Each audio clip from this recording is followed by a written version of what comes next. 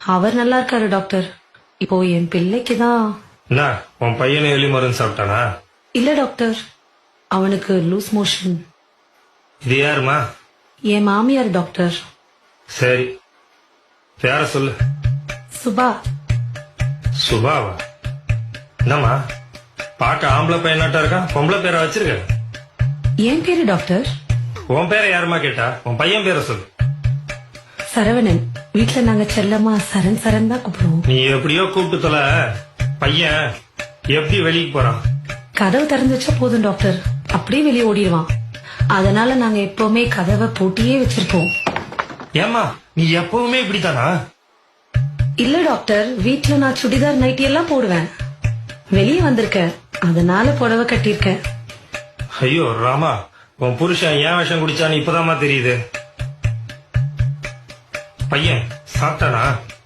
இல்ல டாக்டர், அதுக்குள்ள அவன் கையை கழுவிட்டேன். இல்ல வாயில எடுத்து ஏதாவது வச்சிருப்பான். மா படுத்தாதம்மா, நானே டென்ஷன் ஆக கூடாதுன்னு பாத்துட்டு இருக்கேன். நீ போய் உன் புருஷன் வர சொல்லுமா. அவரு வெளியே போயிருக்காரு டாக்டர்.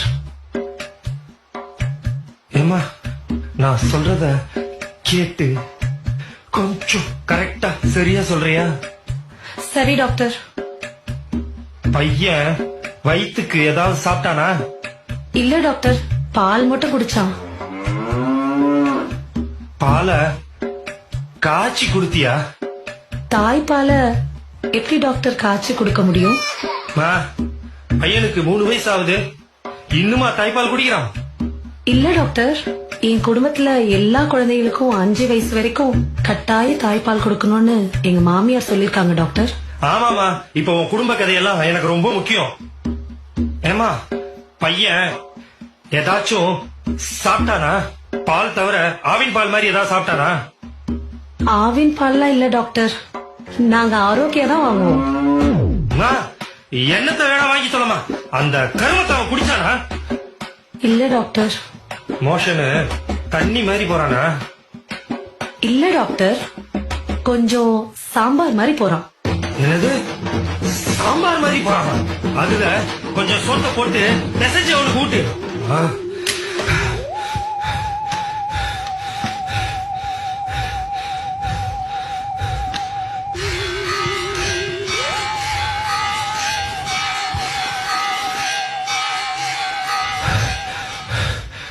இவளை எப்படியாவது பேசி துரத்திடணும், இல்ல நம்மள சாவடிச்சிருவா.